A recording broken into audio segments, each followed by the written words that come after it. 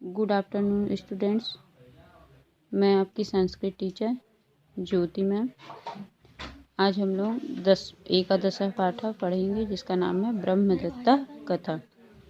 एकस्मिन् ग्रामे एकः ब्राह्मणः वसति स्म।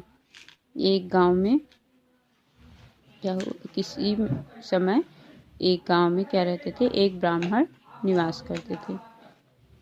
तस्य नाम ब्रह्मदत्ता आसीत्। उनका नाम ब्रह्मदत्त था। एकदा सह कार्यवशात् देशांतरम गंतुम इच्छत।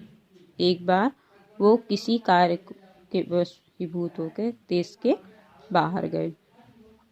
अतः सह स्वमातुः समीपं गत्वा तस्याः चरणयोः प्रमाणं निवेदयामास। और जाते समय वो अपने माता के समीप गए और उनके चरणों को प्रणाम करके निवेदन किया। अवदत् च हे अम्ब, बोले हे माँ, अहम कार्यवशात् बहिः गन्तुम् इच्छामि। मैं किसी कार्य के वशीभूत होकर बाहर जाना चाहता हूँ। मैं कुछ काम करने के लिए बाहर जाना चाहता हूँ। अतः मैं आज्ञाम देहि, और मुझे आज्ञा दीजिए। माता अवदत् भो पुत्र। माता बोली हे पुत्र, एकाकिना न गंतव्यम इति शास्त्रमतम्। अकेले नहीं जाना चाहिए, ऐसा क्या है, शास्त्र का मत है।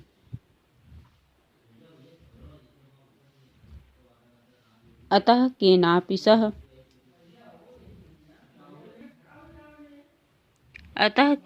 सह गच्छ। और तुम केनापि मतलब नहीं जाओ, सह गच्छ केनापि सह गच्छ किसी के साथ जाओ। मातुः आज्ञां मत्वा सह तडाग सकाशात् एकम कर्कटम अधरत। माता की आज्ञा से वो निकल गए और तालाब के किनारे एकम कर्कटम मतलब केकड़े को अधरत पड़ा हुआ देखे। तम कर्कटम कर्पूर पुटिका मध्ये निधाय अंगवस्त्रे संस्थाप्य प्रस्थिता। और तम कर्कटम उस केकड़े को क्या किए, कर्पूर पुटिका मध्य मतलब अपने हाथ के बीच में, निधाय रखकर, अंग वस्त्र संस्था मतलब अपने कपड़े के वस्त्र से उनको ढक दिया।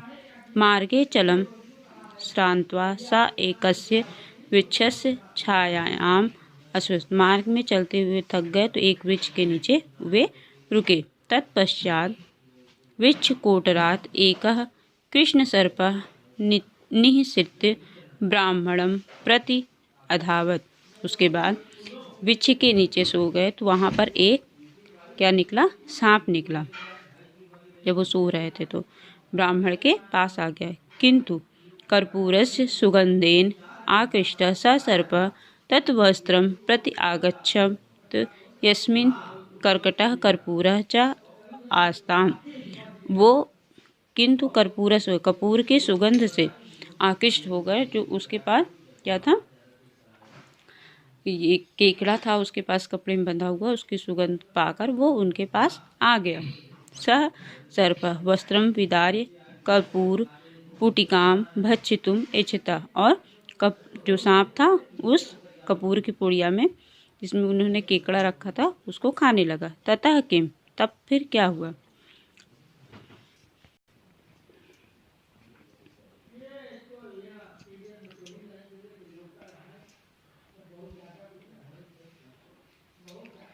ततः किम फिर क्या हुआ। ततस्थ कर्कटम तम सर्पम धृत्वा आमरयान। ततस्थ वहाँ पर केकड़ा उसके द्वारा मारा गया।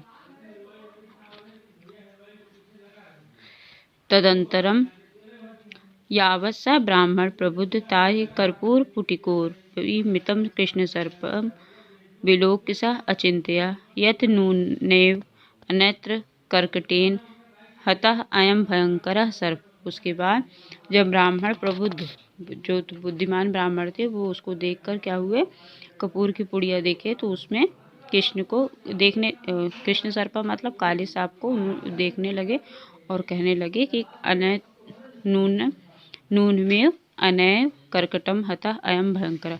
आज अगर ये क्या होता, केकड़ा नहीं होता, तो ये भयंकर सर्प मुझे खा जाता, काट लेता। वस्तुतः मम माता सत्यम एव अवदत् यत् कदापि पुरुषेण एकाकिना न गंतव्यम। और वास्तव मेरी माता सत्य कह रही थी कि हमें कदापि अकेले नहीं जाना चाहिए कहीं पर, इसलिए उसने केकड़े को लिया था और केकड़े की वजह से वो बच गया। अद्य अयम कर्कटः एव मम प्राणान आरक्षत। आज इसी केकड़े की वजह से मेरे प्राणों की रक्षा हुई। सत्यमेव उक्तम यत्, सत्य ही कहा गया। अपि काकपुरुषो मार्गे द्वितीयः क्षेमकार का कर्कटेन द्वितीयेन सर्पात् पान्थ परीक्षिता।